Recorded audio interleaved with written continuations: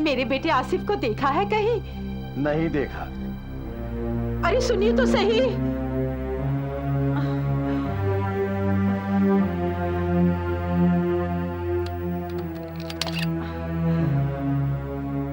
कितनी रात हो गई, आसिफ अभी तक नहीं आया। आ जाएगा बानो, बच्चा थोड़ी है जो रास्ता भटक जाएगा। शुक्र है तुम्हें ये ख्याल तो आया कि वो बच्चा नहीं है। अब उसकी भी तो फिक्र करो। अरे भाई मैं क्या फिक्र करूं, मुझसे ज्यादा हर बात में तुम उसका ख्याल रखती हो। मैं तो उसके खाने पहनने तक का ही ख्याल रख सकती हूँ। हर जवान लड़के के और भी अरमान होते हैं। रोज, हर रोज किसी ना किसी के दरवाजे पर वो डोली लेकर जाता है, डोली पहुंचाता है। पर किसी ना किसी दिन अपने दरवाजे पर भी तो डोली लाने दो उसे। तुम उसकी दुल्हन लाने को कह रही हो? और नहीं तो क्या। बहू के बिना ये घर कितना सूना सूना सा लगता है। हाँ लगता तो है बानो, बस अब कोई अच्छी सी लड़की देखकर उसका घर आबाद कर देंगे। आप इशारा तो कीजिए, लड़कियों की कतार खड़ी कर दूंगी। भाई बानो, वो हसन हमदानी की बेटी को देखा है तुमने? हाँ देखा है। कैसी रहेगी अपने आसिफ के लिए? अरे उससे अच्छी तो यूसुफ सुलेमान की बेटी है।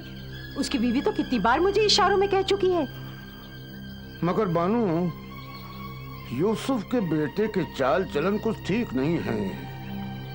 दिन भर आवारागर्दी करता रहता है। अरे उसके बेटे से हमें क्या लेना देना? नहीं बेगम नहीं, एक मछली सारे तालाब को गंदा कर देती है। हाँ वो सुल्तान मियाँ की बेटी के बारे में क्या ख्याल है तुम्हारा? अरे हाँ, वो तो बड़ी हसीन और जमील है। रहमतुल्लाह के बेटे की शादी में देखा था, ऐसी लग रही थी जैसे आसमान से हूर उतर आई हो।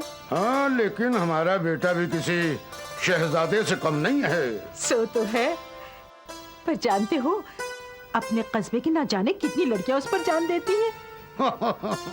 भाई बानो, एक बार उससे भी पूछ लिया जाए, कहीं उसके जहन में कोई लड़की ना हो।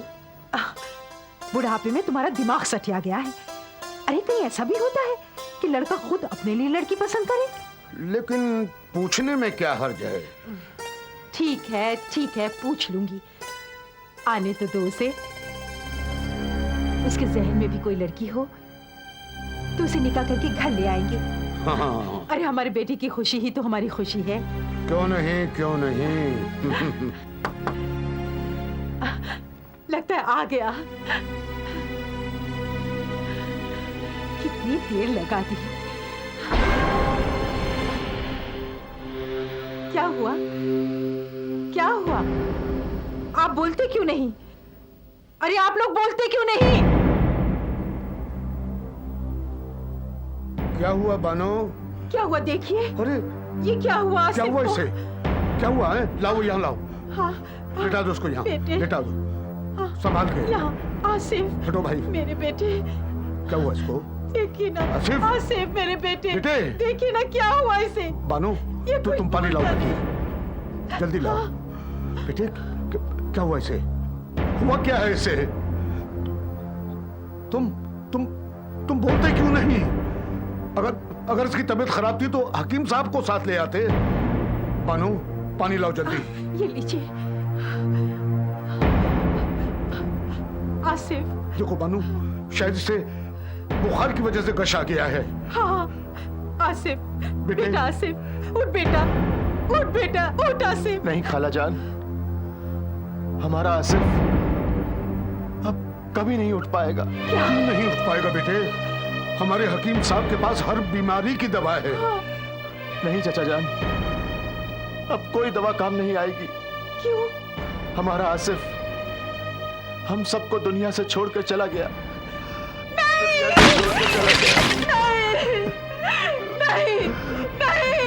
नहीं आसिफ नहीं। हमें छोड़कर नहीं जा बेटा, हमें छोड़कर नहीं जा बेटा। मेरे मौला क्या किया तूने? सब्र कीजिए बाबा, सब्र कीजिए। खुदा ने आपके बेटे को ऐसी मौत दी है जो बहुत नसीब वालों को मिलती है। नहीं जा बाबा, इसने अपनी जिंदगी कुर्बान कर दी बाबा, और हम कहारों को दागदार होने से बचा लिया बाबा, बचा लिया बाबा। दुनिया का सबसे बड़ा दाग तो जवान बेटे की मौत होती है, जो हम बूढ़े माँ बाप ने अपने सीने पर जिंदगी भर के लिए लगा लिया। हम अपने बेटे को कैसे भूल सकते हैं, कैसे भूल सकते हैं? या खुदा।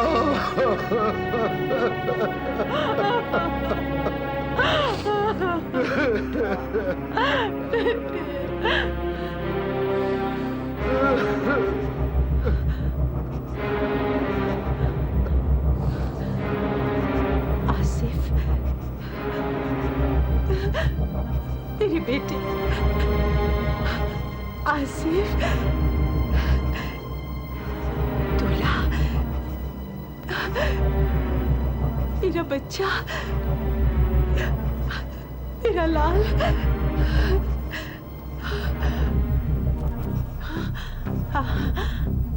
आसिफ के बाबा, आसिफ के बाबा, वो देखो, हमारा आसिफ दूल्हा बना हुआ है, हमारा आसिफ दूल्हा बना हुआ है। सारे बाराती जमा हो चुके हैं। तुम बारात लेकर जाओ ना, बारात लेकर जाओ ना आसिफ के बाबा, बारात लेकर जाओ ना। क्या मेरा आसिफ जिंदगी भर दूसरों की डोली पहुंचाता रहेगा? नहीं। आसिफ बेटा, डोली में अपनी दुल्हन को बिठाकर घर ले आओ, डोली में अपनी दुल्हन को बिठाकर घर ले आओ बेटा। बानू, जाना बेटा, बानू, जाना, बानू, बानू, नहीं बानू, नहीं, ना।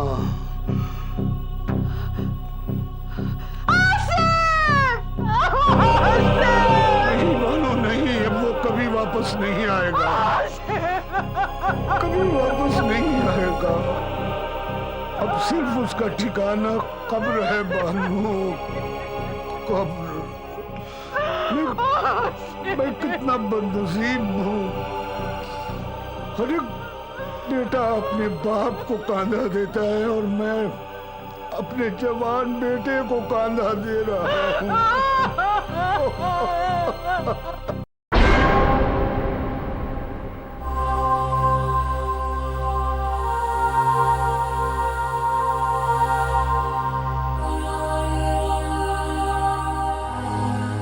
या अल्लाह,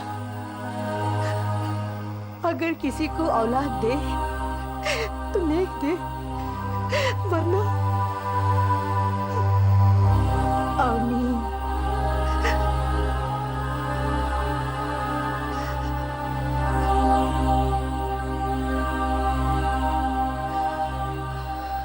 कुछ पता चला? नहीं, कानून के डर से न जाने कहां जा छुपा है। तो अब वो नहीं पकड़ा जाएगा?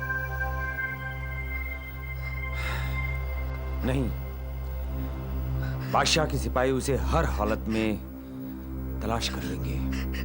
और फिर सजा हो जाएगी? क्यों? कैसी फजूल की बातें कर रही हो? क्या वो किसी मामूली आदमी का बेटा है? वो वजीर आजम का बेटा है, वजीर आजम का। यही कह कहकर तो आपने उसे सर पर चढ़ा रखा है। आज जो कुछ भी सामने आ रहा है वो सिर्फ आपके नाजायज लाड प्यार का नतीजा है। मैं हमेशा कहती रही कि इतना लाड प्यार अच्छा नहीं, औलाद हाथ से निकल जाएगी, मगर आप अब तो मुझे उसका दुश्मन समझते रहे। शराब वो पीने लगा, किमारबाजी वो करने लगा, घोड़ों की दौड़ पर शर्त वो लगाने लगा, और अब तो हद ही कर दी। आप तो खामखा आसमान सर पे उठा रही हैं। अरे जवानी में किससे खता नहीं होती, और शाही घरानों के लिए तो ये मामूली सी बात है। तो फिर मुंह छुपाए क्यों फिर रहा है? सीना ठोक कर बादशाह सलामत से कहने क्यों नहीं आता कि बादशाह सलामत, मैंने ऐसा कोई जुर्म नहीं किया जिसकी मुझे सजा मिले। सिर्फ एक दुल्हन को ही तो उठा कर ले गया हूँ। एक अदना से कहार का खून ही तो किया है।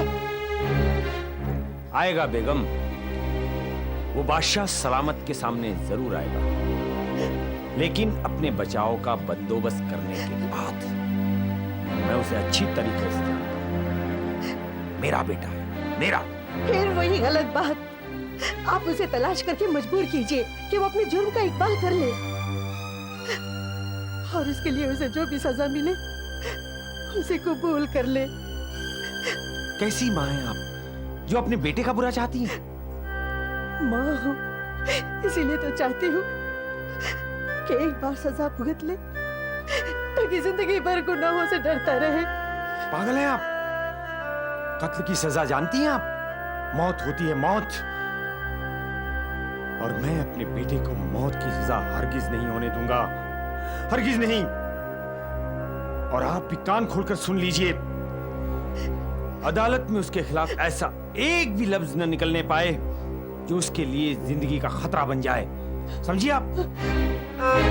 गुस्ताखी माफ हो वजीर आजम, एक बहुत ही बुरी खबर लाया हूं। क्या परवेज गिरफ्तार कर लिया गया? इसका मतलब है उसने अपना बंदोबस्त कर लिया।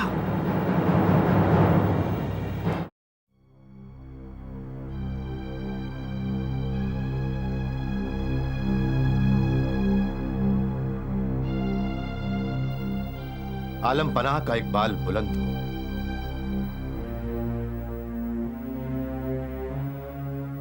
आलम पनाह का इकबाल बुलंद हो।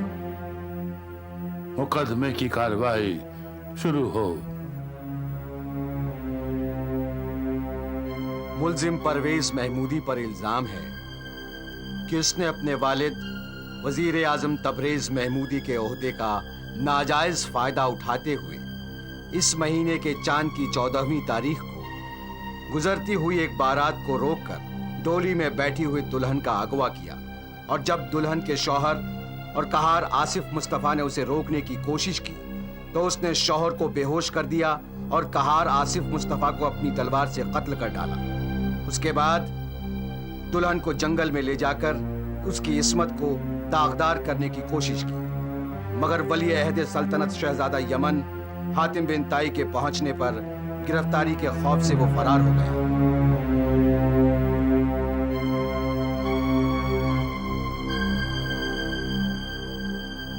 मुल्जिम परवेज महमूदी, तुम्हें अपने जुर्म का इकबाल है?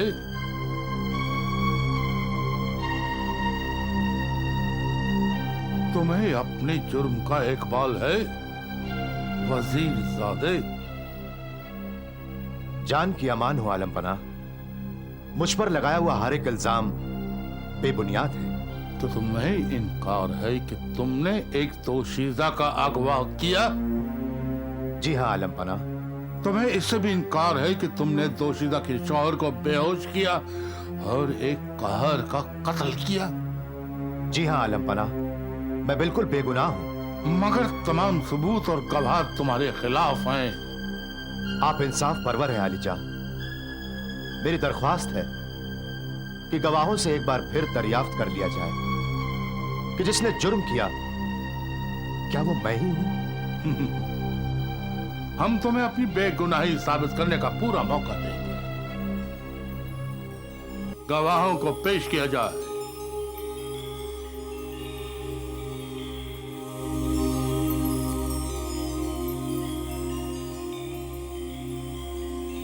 आलम पनाह का इकबाल बुलंद हो। दोशीज़ा, मुल्जिम को अपने हर जुर्म से इनकार है। क्या उसका कहना दुरुस्त है?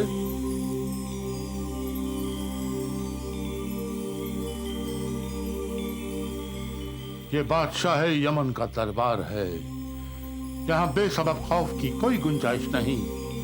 तुम्हें हक बात कहने की पूरी आजादी है। तुमने हमारी बात का जवाब नहीं दिया।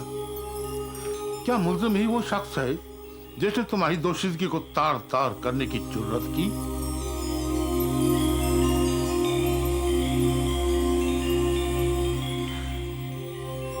यूं खामोश न रहो खातून।